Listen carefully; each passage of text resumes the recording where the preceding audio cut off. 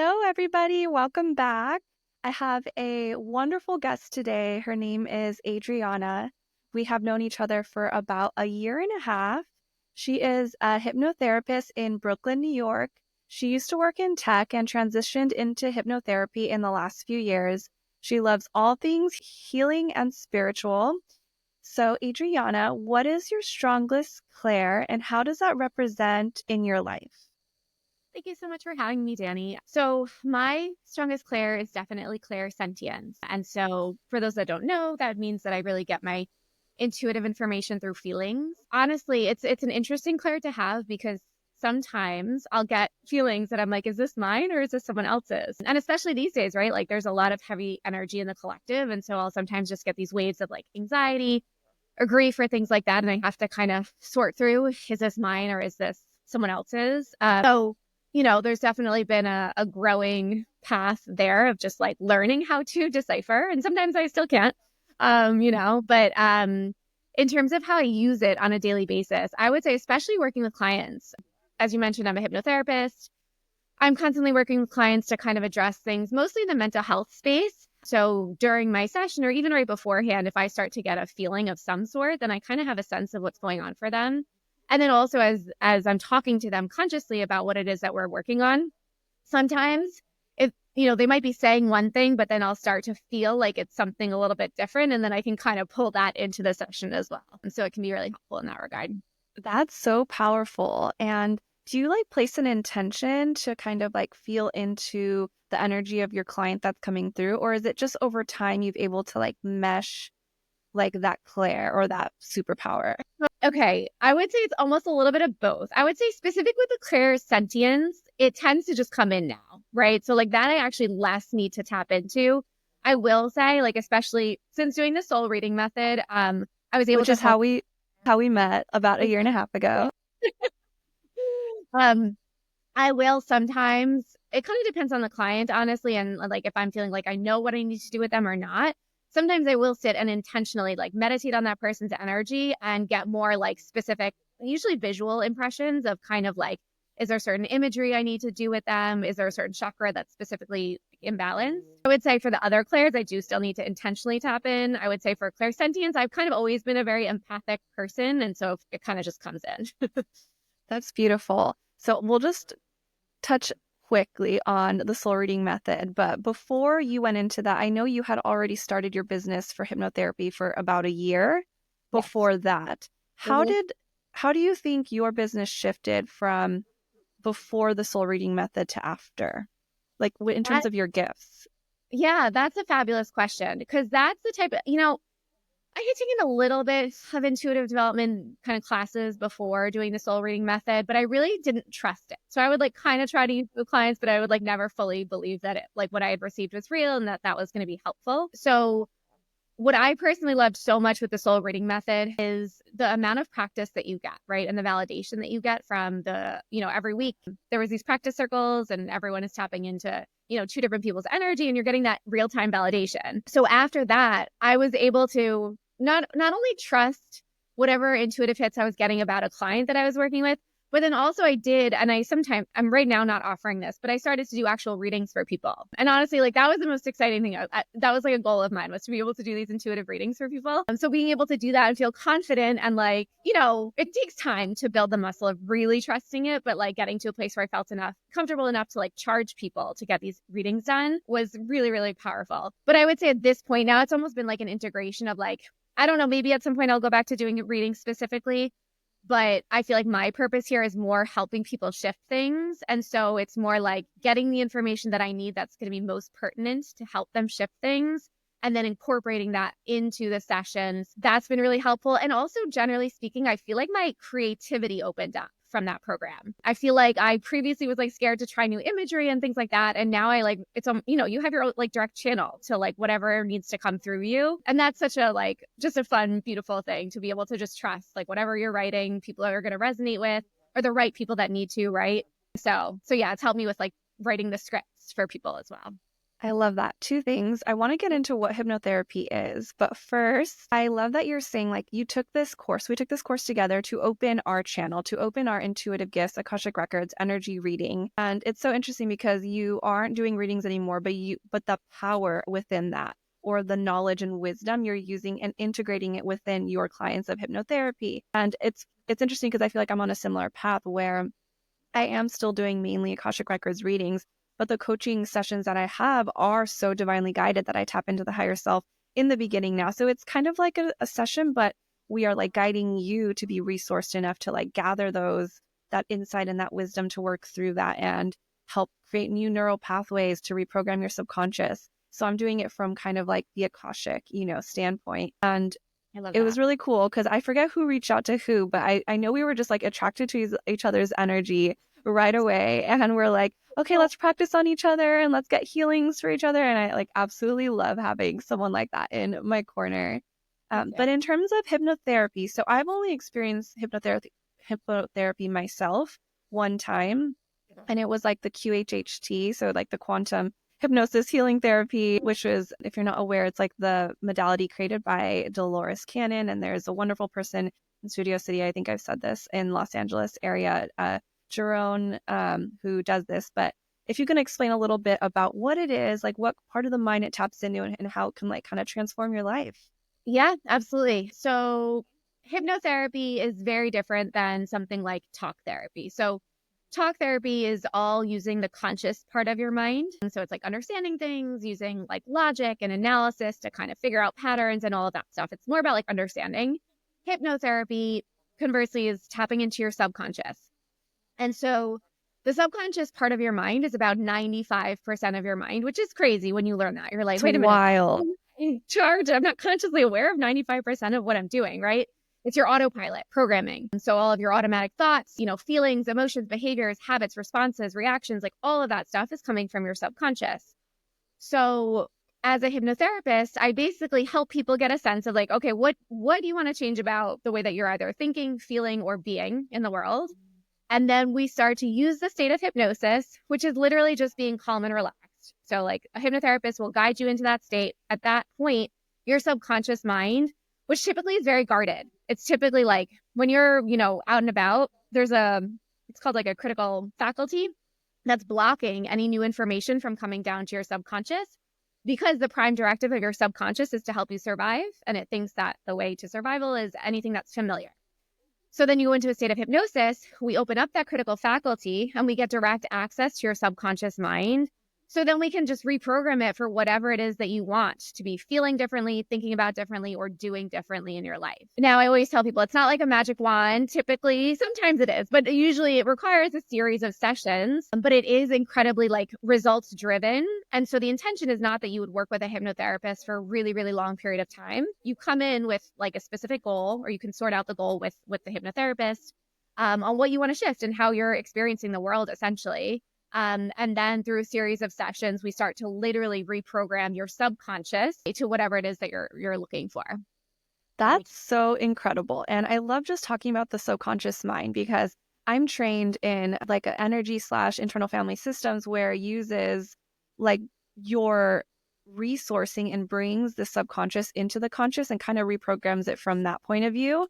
So I love like how there's just so many different modalities to help reprogram the subconscious. And I want to share this one thing because I transitioned from hearing aid dispenser. I was like doing audiometric testing and helping people, have the hearing aids to be able to hear better and integrate with their daily life more. And it was really interesting because one of the things that I learned was like when you stop hearing, the little like cilia in your cochlea in the inner ear, they like you have thousands of them, but once they kind of get stiff, they like kind of die out, they shrivel up. You no longer hear those like or those syllables. So usually consonants go first and then vowels, but it was interesting because once they put a hearing aid on, they couldn't understand. It took like about a week or a month for the people to begin to hear those sounds again because the brain was literally recreating these synapses for them to hear again. And it's just so incredible how seeing it like from a past, experience and then coming to this work now, how our minds really can be reprogrammed into whatever we desire. But it isn't easy. And like you said, it's not a magic wand. It takes some time. And I want to ask, are there any like cool stories or people or experiences that or you've worked with who've really, shifted their reality? Yeah, I mean, I love all my clients. They're all so amazing. And it's the most fun to me when someone comes with like several different issues going on, right? And I predominantly focus on mental health stuff. I have this one client who came to me. She came specifically for a phobia around like needles. So she like literally was avoiding getting blood tests. It had been years since she got a blood test. And she's like, I know I have to, but like literally couldn't do it. Like, would have like three nurses trying to hold her down and like couldn't. So like really, really intense phobia, right? But then as we started working together, I learned that she had like lost her father like a year prior and was still suffering from the grief and like depression around that. That she had really, really bad generalized anxiety disorder, also just like some social anxiety and things like that. And then also just a few other kind of traumatic events that had contributed to this like health related anxiety. And so I loved working with her because we really got to kind of work through so many different issues. And she came in being like, I don't think this is going to work for me. She's like, I'm going to try because like I want to like address this issue. But she's like, Adriana, you have no idea like how bad I am, whatever. And I was like, we're just going to do it. Let's just keep going. And so that was just really beautiful to see, like by the end of our sessions, she did have to do a lot of sessions, but by the end, we did like 22 sessions together, I think. And by the end of that, she was able to go and get a blood test. And on top of that, we had addressed the panic attacks, the anxiety, the depression, the grief. Like we had like healed a lot of other things along the way. So that was really, really beautiful. And that was on one end of the spectrum because everyone falls into a different point, right? Of how many sessions they're going to need and things like that. Another cool story that I'll share on the other side of the spectrum was this woman had come to me. She'd had like a traumatic event happen at work about, I think it was like 8 or 10 months prior to coming to see me. And it was affecting everything. She was like feeling really shameful, feeling really guilty about what happened. Her self-worth had completely like dissipated. She was having panic attacks, like, and had never experienced that stuff beforehand. And this was one of those magical sessions where we were actually able to fully clear out the trauma in that one session. And so she left and emailed me like the next week and was just like, that was literal magic. And like, I feel amazing. And, so I love that too, because you can see like some people are going to need more time, right? More sessions and experience this kind of profound healing that just happens over time, but then other people can come and get like really profound results really quickly. So yeah, it's just beautiful. I love it. That's amazing. And I do think consistent work is really empowering when you can do it. Like sometimes if you're doing all the work, the inner work yourself, you are looking introspectively, you are doing the journaling and the meditation, and then you come and then they find you and you're like the next thing that gets them to like the next path, the highest timeline, the next journey. And then the other girl who was like 22 sessions, I'm assuming that's like once or twice a week. So that's almost like half a year. Well, I will say, she only came once every few months. So that's also why she did more sessions. You were just like, Okay. to show up. Yeah. But regardless, a long period of time. Like, yeah. Yeah. And I do think like some people think like even for Reiki, if you come like every week or every couple weeks for like some kind of issue, and if it's chronic, if you do like just 10 minutes a day, it can reduce your healing time by like 50%. And so this like consistent work is just like so, I think like powerful and something that like I want to share with more people. Also like this coaching, course that I did last year, I was, I guess, coached every week. So 52 weeks last year. And I think there was like 3 integration weeks or something, but it's like that. It's like, I didn't even think I needed healing. And then now after doing that, I'm like, that transformed my life. And so if you have like any curiosity to any of these like modalities, I'd say like just jump in and just like what you said, one of your clients was like, I don't think this is going to work. But let me just like, something brought her there. It was like, yes, this is amazing. This is what I'm going to do.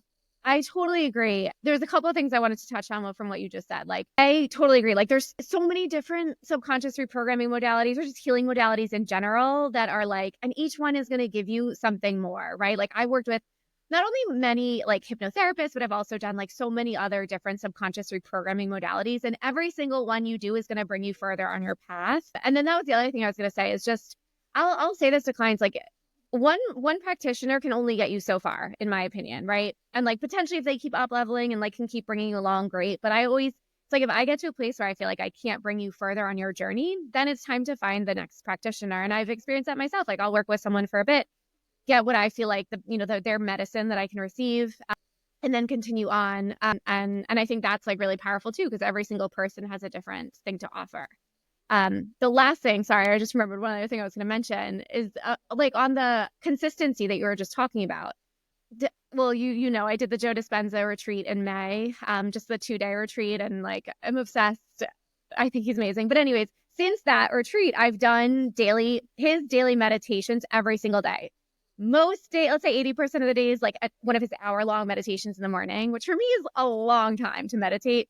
And then on the lower end, like sometimes 20 minutes. But regardless, like that consistency of having done it every single day for almost 6 months, I think, like I feel so different, you know, and I've been able to like maintain the kind of elevated wave that I hit at the retreat itself. And, you know, he talks all about how like that consistency is when you then start to see the difference in your external environment. So now I'm like seeing all the synchronicities and all of that beauty. So totally agree. It's all about like continuing to do the work, finding the right person that like you need to be healing from in that moment, and all of that.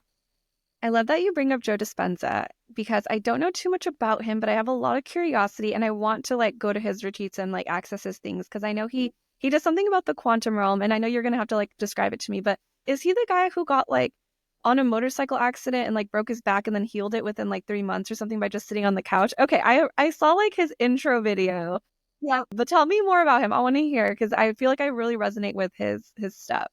Yeah. So that's his story is like at age 23. So he was a chiropractor. So he had like some of the knowledge around all of the back and spine and all of that stuff. But so he got into an accident, broke several vertebrae, and, you know, basically didn't like the prognosis that the doctors had given him of him needing to like have certain type of surgery, that he was worried he was going to have chronic pain for the rest of his life. So he kind of, you know, made a deal with the universe and was like, if you help me heal myself, like I will dedicate my life to teaching people self-healing. And so that is what he did. So he would, you know, visualize in his mind, putting the vertebrae like back together, having it heal. And then, you know, had friends supporting him and like doing physical rehabilitation and things like that, but was able to actually fully heal his body. And so now he hosts these retreats, and he's also studied like hypnotherapy and things like that as well. So he has a lot of the subconscious mind knowledge, has studied neuroscience and quantum physics. So he's kind of taking the scientific approach to things around self-healing and manifestation. So basically teaching you how to like reprogram your subconscious, which he equates to the body, get your body to like be anchored into elevated emotions, which then changes your biology, which can then help you heal different types of things. And also this concept of connecting to the divine, to the quantum realm, and allowing those frequencies to like be facilitating that healing. So he's fascinating. I think, you know, it's like as much as I love thinking about the law of attraction and energy, and like I'm totally like believe in it, right? Like I've done soul reading method, I've done so many studying all of that stuff to believe that the quantum realm is real.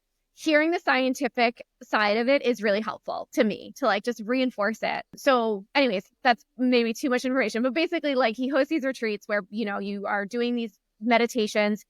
All of them are like done in a way that he has literally studied to make sure that it is the peak way of getting you into heart coherence and brain coherence. And so it's just like optimized basically. And they're like, it's like these high vibration energy at the retreat. It's not like you're sitting there like very quietly, like he's very energetic. It's just the whole thing. It's really cool. But, you know, people have these really profound healing experiences, especially in the 7-day long retreats where like healing from cancer or things that they've been told are incurable. And so that's why he's like become such a big name in this world of self-healing and all of that. I love all of that. And that the science part of everything is like what I'm wanting to move into, you know, like the medical intuition and stuff. But the way he's going about it, like healing cancer, healing all these like things that you think are uncurable. Like I've been breaking through any limiting belief that I've had and like reframing it to be able to do anything. And it's really like shifted my reality. It's interesting because when I first went onto my spiritual awakening journey, I started listening to Tony Robbins. He was the one that was like my intro into this like metaphysical, and he's more just, you know, like positive talking and like, you know, reprogramming your mind, like in habits more so. But I just like love all of that. Me too. And I love hearing it from different people, right? Like just every person explains it a little differently. So even though I had studied all about hypnotherapy, actually where Joe Dispenza had studied, hearing the way he talks about it, I understand it differently, you know? Yeah. That's Yeah. amazing. Yeah. I was so excited when I found that. I was like, what? So cool. But you know, like, so there's certain things where I see, I'm like, oh, I know that's like what you're talking about, but then other things where he describes it in just like a different way. And so then there's so many practitioners out there and leaders out there and teachers that are, it's just helpful to kind of keep like finding the ones that resonate with you and like further expanding your own knowledge and all of that.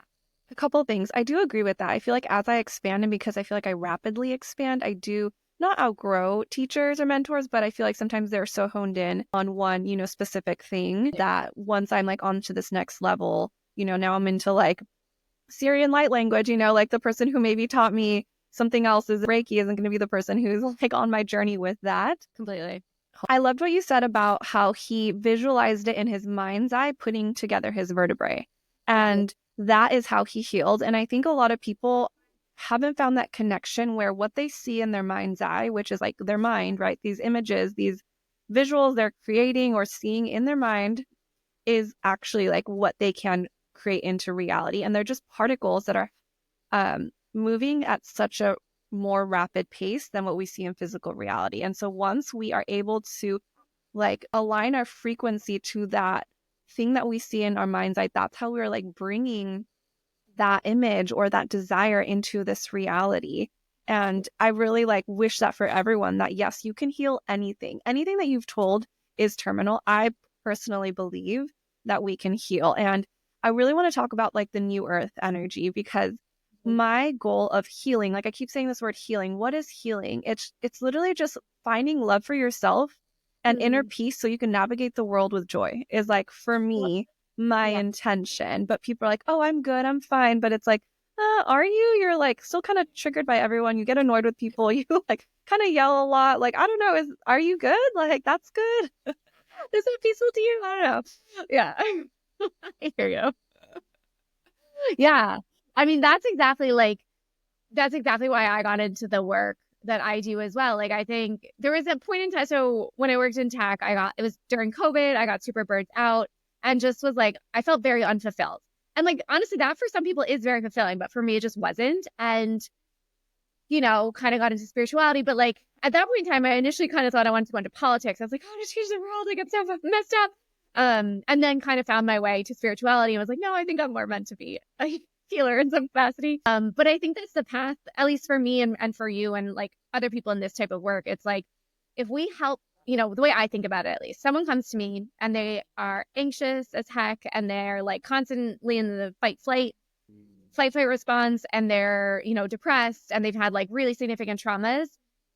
They are like, I don't want to sound like that is not only hurtful for them, but it's hurtful for all the people around them, right?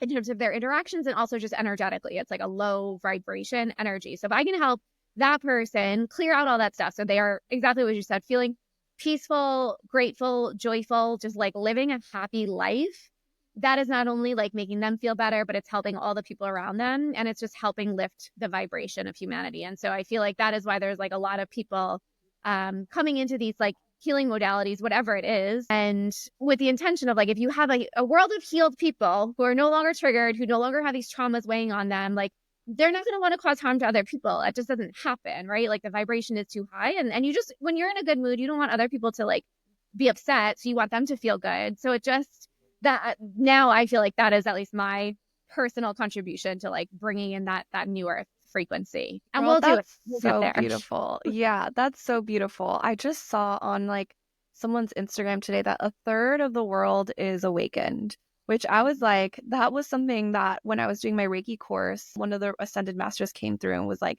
within the next 50 years, half the world will be awakened. And I was like, that seems really quick. But if like already I'm seeing that other people are saying a third, I'm like, all right. I think it can happen. And honestly, too, I'm like a little obsessive over this stuff. So I always listen to like different channel beings and, people are going to say different things, but you don't need the whole earth to be awakened in order for like the 5D frequency to come in. It's actually like a much smaller percentage that is required. And so I had heard it was Aziz who, I don't remember, is it Lee Harris? I think his name is. Yes, Lee Harris. The Aziz. He had said like, we're almost at a third of the population. And that was the tipping point for us to like birth it in, not like literally for it to be here instantaneously, but for it to come through. So I believe we are much closer than it feels like we are when you look at what's happening. And yeah, I think that's like a very exciting thing to hold on to and like keep anchoring into that. And there are some cool, you mentioned you had done the QHHT session. There's another similar modality that's called the quantum. It might just be quantum healing hypnosis. Like it's very similar. It's like kind of a spin-off of Dolores Cannon, but they do it over Zoom.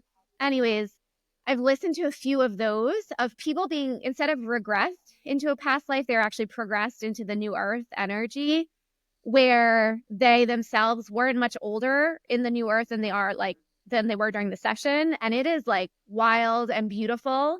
And so even from a reprogramming your own subconscious to believe in the new earth, like I find that very helpful, because you get to like through all your five senses, get a sense of what it looks like, what it feels like, what you're doing all day, and just like that energy, which I think the more that like us individuals can start to create that in our minds, the faster we can bring it to fruition as well. I absolutely love that. You're going to have to send that to me. Absolutely.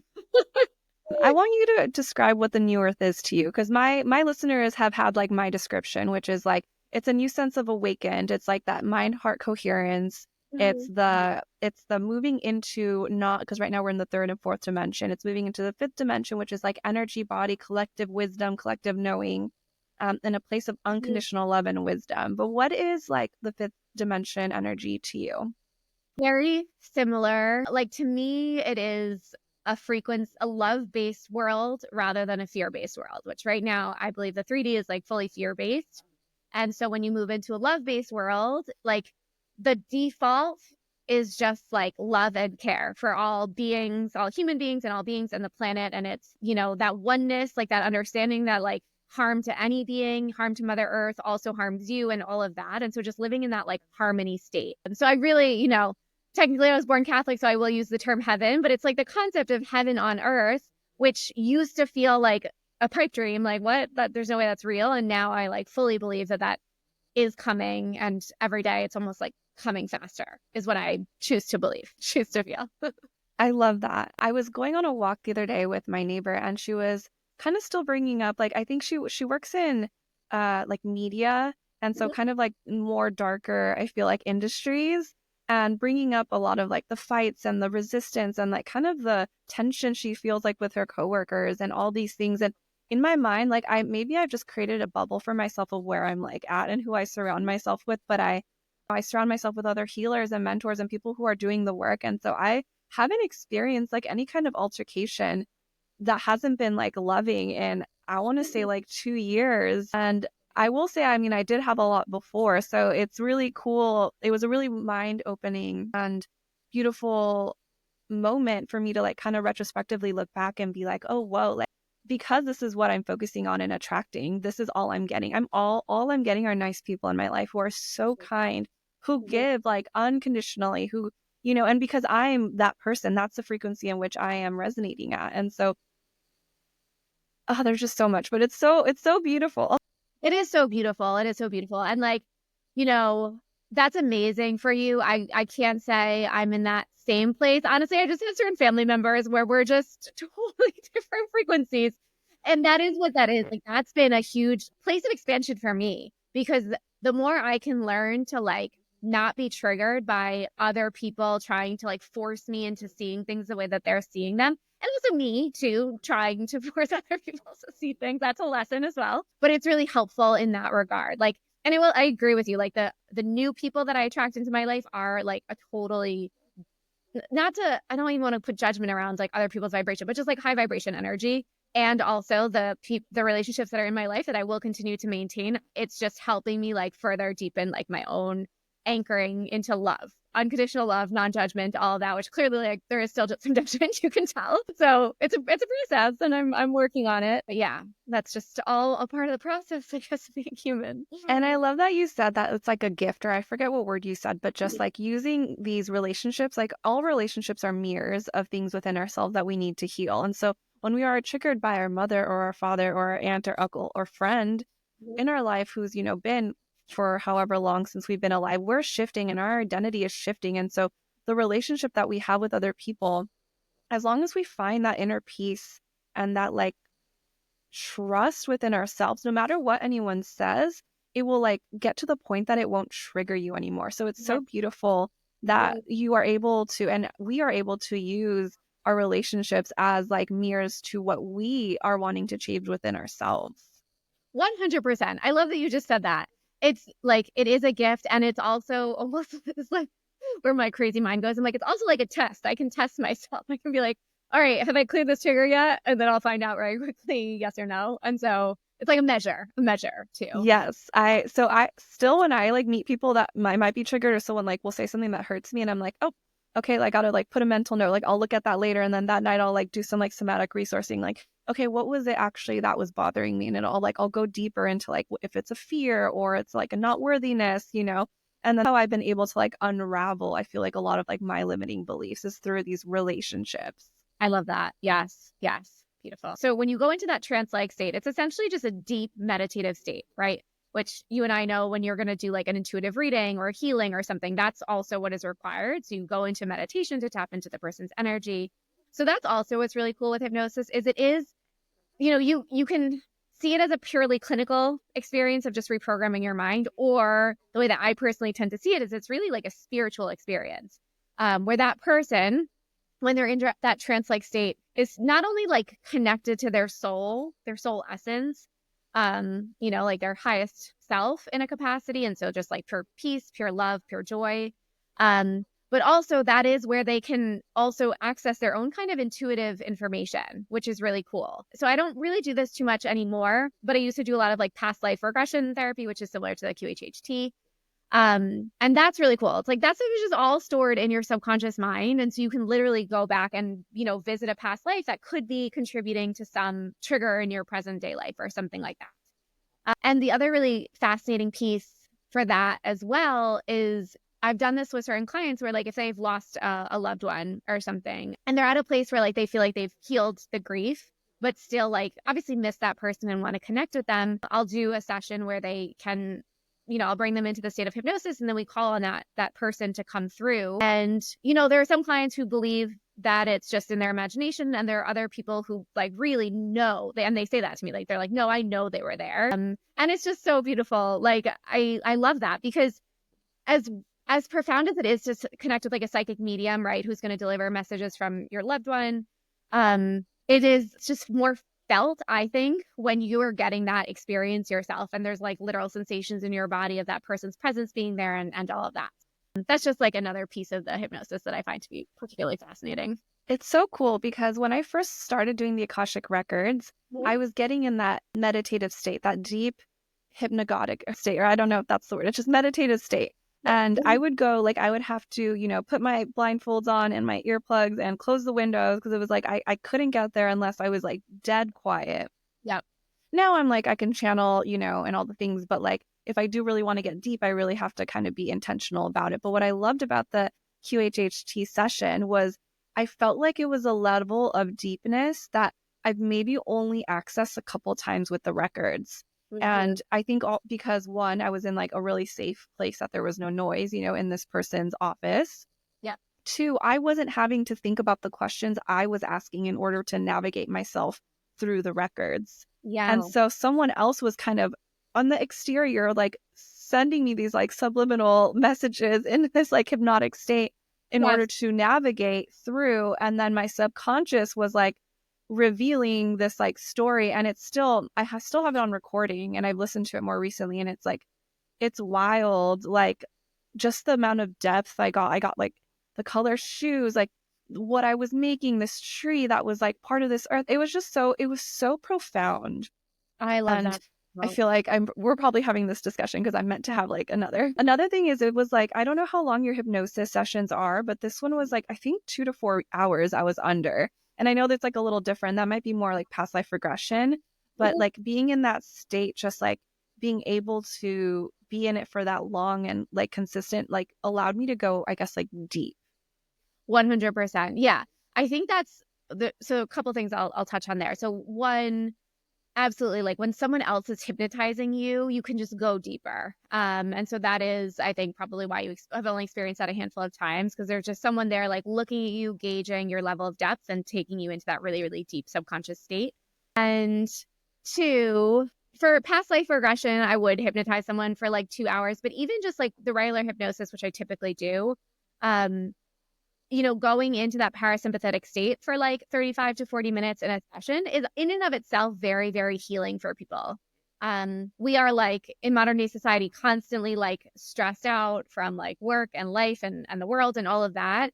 And so allowing your body to like truly relax while you're still awake is actually just like very, very healing for your physical body and for your mind and all of that. And so I say that to people sometimes, like, I think obviously what you say during the hypnosis does matter, but at a certain degree, I also believe that like if you just get someone into the hypnotic state and like their higher self kind of knows whatever healing they need to receive, then they're like it'll be healing in and of itself, if that makes sense, which I think is really I powerful. totally agree with that because yes, the story was great, but it was actually what I most feel success from that is like the Mm. feeling I felt of that depthness. Like I know now how deep I can go. And so like if I ever want to go back there, I feel like that's something I can go back to. And I love what you touched on about being just like still through our daily life because that's something that I feel like it's always on and off for me. Like sometimes I'm always just going and doing. And I often find the times that I'm most joyful are the times that I have stillness and I'm just reading my book in bed for like 5 hours, like, I love or, that. have time to meditate and go on the walks. And so oftentimes I do book a session with a mentor or someone just to hold space for me because I often don't have time or won't do it myself. And so it's Yeah, like helpful to have someone hold that space for you and you like book it in your calendar to like, be able to facilitate that portion of healing or releasing or whatever you're working through. 100%. I have a lot of clients, like a lot of clients with children or something where they'll be like, Adriana, I need to book this a session right now so that I'm forcing myself to take this 1 hour throughout the whole week to myself. And like, I love, being able to give people just that like respite from life, allow your body to heal, your mind to rest, all of that. It's so important. So yeah. And I love that like you and I are healers and we take time out of our week to continue to heal and continue to find that inner peace and joy and play. And so that is one thing I will say like if you have someone who isn't open to learning or a mentor who isn't open Mhm. to healing, then maybe that like person isn't for you. And Yes. that might I might just be biased, but Well, I think it's kind of like maybe there's some people who will become ascended masters who have nowhere else to go. Sure, maybe, but like the odds of that are pretty low.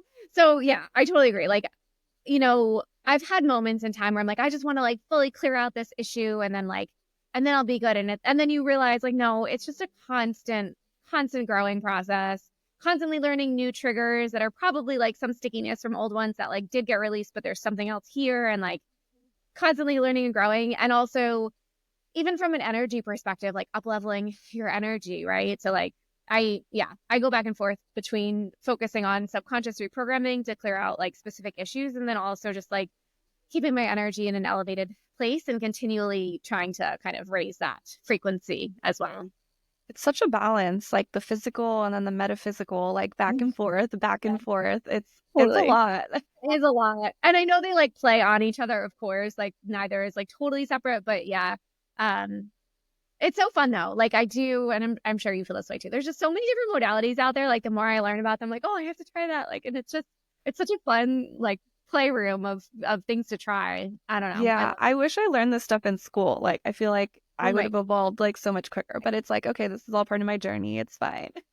totally. And also now it's like, well, we're probably meant to like ultimately bring this, to the younger, I'm not even say to younger generations, but to like, the schooling and things like that, because one of my best friends was a teacher and she used to like have her kids meditate at the start of class and I like it love really that. helped the class, stay grounded and all of that. And so I think more and more this stuff will be making its way into the school system because even things like, um, ADD, ADHD, like, depression in young kids, like all of that stuff really could be addressed a lot, I believe, through subconscious reprogramming. And that the information just hasn't totally made it into the education system yet, but I think it will. I love that. There's hope. There is I hope. want to touch on something that you said about becoming an ascended master. And for you, like, Mhm. is this coming from, have you read the book Journey of Souls? Yes. Mhm. Okay. So when you say like ascended master, does this mean they're like at their fifth level of like reincarnation and are ready to like be that like top tier spirit guide in their next reincarnation? Or how would you To be describe that? honest with you, I don't really remember about the tiers. I read it a long time ago. But I guess when I think of an ascended master, I think of just like Jesus, like the embodiment of pure unconditional love in the face of like the harshest of realities. I think that's what I think of as an ascended master. And like Jesus, I see as the embodiment of pure unconditional love. And like that is ultimately, I would love to get to a place where I could be that way. I don't think that will happen in this lifetime, but that I think honestly should be the goal of like every soul, right? I think all of our souls are trying to like unlearn anything that isn't love. And so just moving towards that is the intention as much as possible in any given lifetime. Yeah, I love that. That's so beautiful. Just being fully divinely guided always. Yes. And fully like always knowing that you're interconnected to all the other beings on the planet and treating people that way and all of that. Yeah. I feel like when I first went into the quantum realm, I went through the Akashic records, and that is like the message I got. It's just like tapping into that part of you, like opening your eyes, but not your physical eyes, opening your third eye to the reality around you, that you are actually part of the fabric of God consciousness and the collective wisdom and knowing you are co-creating every fabric of your desire and being like with that God consciousness. And I feel like once that set in and that integrated, I was like, whoa, like that's what life is. That is the frequency in which I want to live from. I love that so much. Yeah. I think it's taken me longer to get to that place, but like, and I feel like a lot of Joe Dispenza's work has helped me in that regard. Like our creative potential in like when we are co-creating with the divine, that like you really can create like the most beautiful life for yourself and that we really are like limitless. And that we're part of the universe. We're part of the divine nature of all of this stuff. And that like it's God working through you as you are here as a physical manifestation. And that makes life feel even like the most boring of things tasks that you're doing. You're like, no, but like I'm a divine being and like this is a divine act that I'm here, right? Like it's, yeah. It makes life feel a lot. I'm reading The New Earth by Eckhart Tolle. Have you read either that or Not yet, but I read The Power of Now. Yeah. Okay, So good. Like to me, it feels like an energetic transmission as I'm reading it. I don't know if you experience that, but like I feel so present. But what I was just reading from The New Earth was him just talking about how like your primary purpose in life is your like inner being present. And your secondary purpose is like what you do with your career or whatever. But that the primary thing you always need to be focusing on is presence. And that makes anything that you do, like drinking a cup of coffee, just like it's divine and you're tapped into source energy when you're doing that. He doesn't say it that way, but that was my interpretation of it. I want to read that. That's so beautiful, because a lot of times we get distracted by all these like trainings and certifications and goals and milestones that you need to achieve. And even me, like now just newly engaged a week, like this was a big thing that I was like kind of focusing my energy on, but really it's taking a walk and observing your reality around you, appreciating nature under your feet, looking at the sun, thanking the sun. It's like being intentional and present in every single moment. And that's winning life. That's like the reality in which is you are so divinely connected to all the things around you. And that is definitely something I've been working on more. Yeah, no, me too. It's a constant practice because we're not at all trained to be present. We're always thinking about the future, like what's happened in the past and the anxiety about that and all of that stuff. But the more I do feel like the more I do it, the easier it gets. So yeah, just constantly being conscious of that though. Yeah, definitely. Well, are there any last tidbits of things that you want to share with the collective that you feel like they might be helpful? I think what's popping into my mind right now is just the idea that like, don't assume that just because you've been a certain way your whole life or like thought a certain way or felt a certain way that is like a permanent part of you. Like I think separating the like divine essence of someone is just like love, joy, peace versus anything else that isn't real and therefore can be like programmed differently. I think that like that's something I wish I had known so long ago, right? Because it's like you think something's just a part of your personality or something like that, but it's really just your programming. So just understanding that like whatever you want out of life, however you want to feel or be, like you really can have that. And it's just a question of like finding the right modality that works for you that can like shift that in your subconscious. I think the idea that like your personality is like a fixed thing was something I believed for such a long time. And now I've like seen it time and time again where that's not the case. You can be who you want to be. And I think that's just really cool. I feel like you just divinely channeled that because I actually had that exact thought before this podcast, but I totally forgot to say it. And I love that. So I love that because a lot of people are like, oh, I'm an anxious person. I am a depressed person. That's just who I am. And actually, no, like you identifying with that part of you will bring that cycle of continuation of you being that person. But once you separate from you are a person who has some anxiety, you're able to separate yourself from it and then you can change it. 100%. And it like goes so against the way that like, society speaks about people with any of those kinds of issues. But I think, yeah, it's exactly what you said. The more that you can separate yourself from like saying I am anything is very, very powerful. So always be mindful that it be something positive. And then the things that you are experiencing that you don't like, you can shift. So love it. Yeah, beautiful. So, Adriana, do you have any offerings that you want to share that are going on right now that my listeners can really benefit from?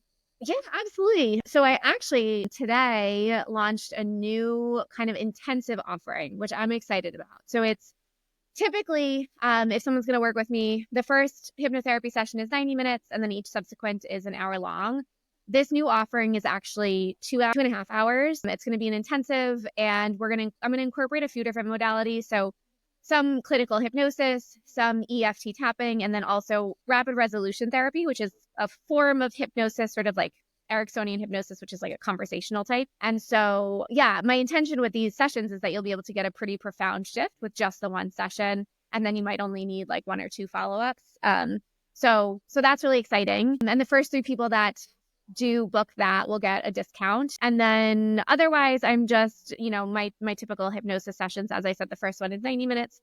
Follow-ups are an hour long. You can follow me on Instagram, or you can check out my YouTube. I have some free hypnosis and EFTs on there. And I'm just so grateful you had me on here, Dani. Thank you so much. This was so much fun. Thank you so much for coming. I feel like this is so much wisdom, and I've been wanting to talk about the subconscious for a while, so I'm so glad. It was just perfect timing. Where can my listeners follow you on Instagram or your website? I will put it in the show notes as well, but just so people who are maybe driving and want to just hear it.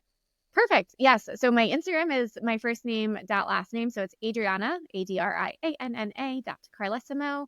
And then my website is adriannacarlesimo.com. So much, Adriana. This was so magical, and we'll have to have you on again one day. But Beautiful. thank you so much, and we'll talk soon. Of course. Thank you, Dani. This was awesome. I will talk to you soon.